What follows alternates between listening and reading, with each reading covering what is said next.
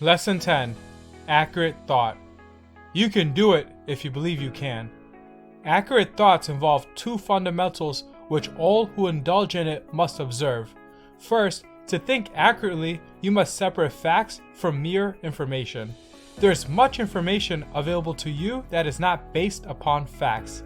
Second, you must separate facts into two classes, namely the important and the unimportant, or the relevant and the irrelevant. If you are a person who starts sentences with he said, she said, the media said, you are not one of accurate thinking. Not everything that others say is accurate. You will find that in your friend circle, you have a friend who starts their sentences with he said and she said. Know the facts and don't spread rumors. The person who accurately thinks is one who is honest. Sometimes people are dishonest or try to convince themselves of being honest when they're trying to take advantage of a profitable situation. Accurate thinkers follow a specific guideline of morals and honesty, and most of the time this can be harmful to the accurate thinker.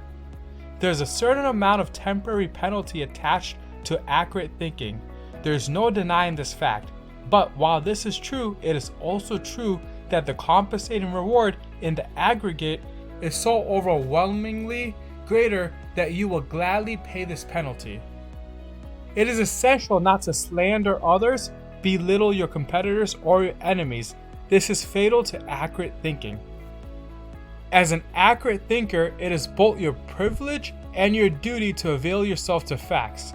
Even though you must go out of your way to get them, do not depend on information passed along. Being an accurate thinker is critical to achieving your definite chief aim, as every lesson of this course teaches. I do not believe that I can afford to deceive others. I know I cannot afford to deceive myself. This must be the motto of the accurate thinker.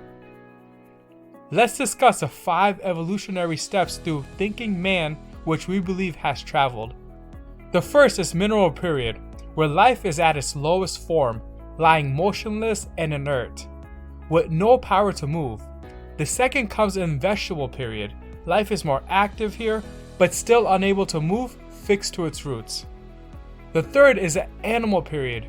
Life is higher and more intelligent in this period with the ability to move from one place to another.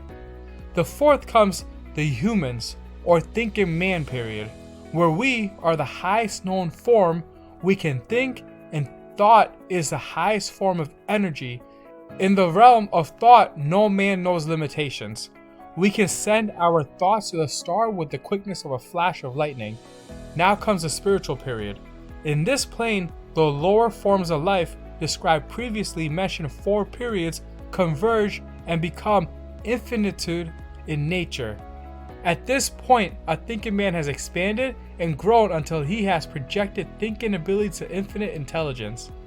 A thinking man in this period can also remain in infant stage if he has not yet learned how to use his infinite intelligence called spirit. How can one acquire the power of infinite intelligence? Answer: creative thought. To make use of creative thought, one must work largely on faith.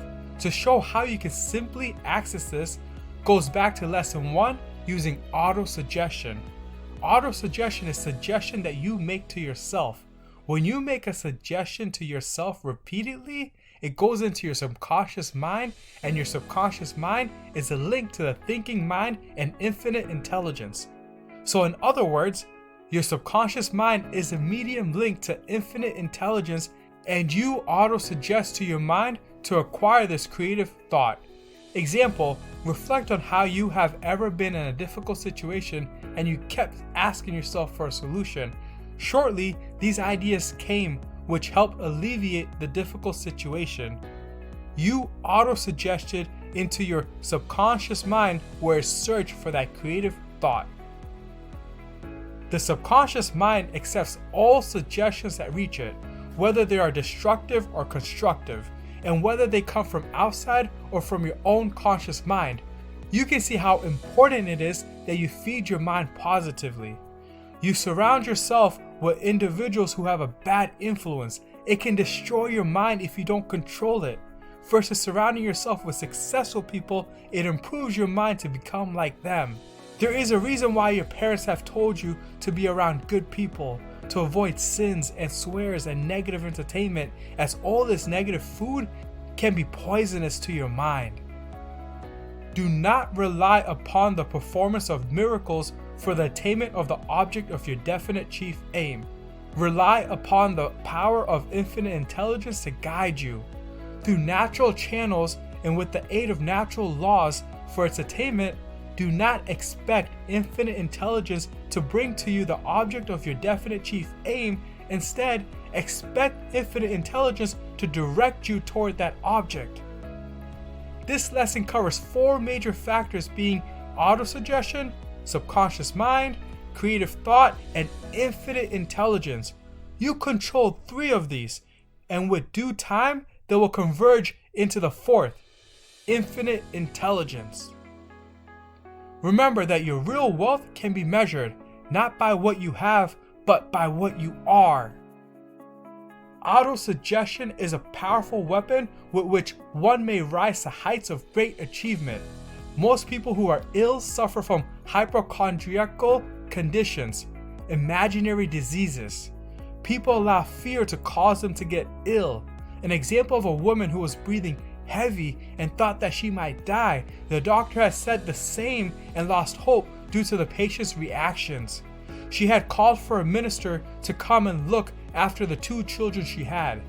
The minister came and said, "You must not give up. You aren't going to die. You have always been a strong and healthy woman, and I do not believe God wants you to die and leave your boys to me or anyone else.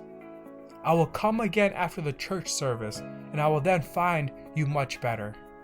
So after she called her boys and said that she will get well soon, and she did. It was the power of autosuggestion. The body fights when your mind is willing to fight. Try this experiment. Tonight, tell your mind multiple times before going to bed a specific time that you need to awake. I will wake up at 7 a.m. Say it multiple times before bed and be determined that it will happen. Watch what happens as you wake at 7 a.m. You must be determined and truly want to wake at that time. Before bed, the signal that is sent to your subconscious mind is like a person coming to you to wake you up at that certain time. It works only if you truly believe it. It has worked for me multiple times without using an alarm clock. To learn how to think accurately, you must understand the following. First, the mind can be controlled, guided, and directed to creative, constructive ends. Second, that the mind can be directed to destructive ends, and that it may voluntarily tear down and destroy unless it is with plan and deliberation controlled and directed constructively. Third, that the mind has power over every cell of the body and can be made to cause every cell to do its intended work perfectly, or it may, through neglect or wrong decision, destroy the normal functionary purposes of any or all cells. Fourth, that all achievement of man is a result of thought, the part which his physical body plays being a secondary importance, and in many instances of no importance whatsoever except as a housing place for the mind. Fifth, that the greatest of all achievements, whether in literature, art, finance, industry, commerce, transportation, religion, politics, or scientific discoveries, are usually the results of ideas conceived in one man's brain, but actually transformed into reality by other men, through the combined use of their minds and bodies. Sixth, the majority of all thoughts conceived in the minds of men are not accurate, being more in the nature of opinions or snap judgments. The conscious mind stands, during the hours when one is awake, as a sentinel, guarding the subconscious mind and warding off all suggestions which try to reach it from the outside, until those suggestions have been examined by the conscious mind, passed upon, and accepted. This is nature's way of safeguarding the human being against intruders who would otherwise take control of any mind desired at will. We know now that any idea, aim or purpose that is fixed in the mind and held there with a will to achieve or attain its physical or material equivalent puts into motion powers that cannot be conquered. It is appropriate to state here that a strong desire to be transformed into reality must be backed with persistency until it is taken over by the subconscious mind. It is not enough to feel very deeply the desire for achievement of a definite chief aim for a few hours or a few days, and then forget all about that desire. The desire must be placed in the mind and held there, with persistence that knows no defeat, until the automatic or subconscious mind takes it over. Up to this point, you must stand back of the desire and push it. Beyond this point, the desire will stand and back of you and push you to achievement.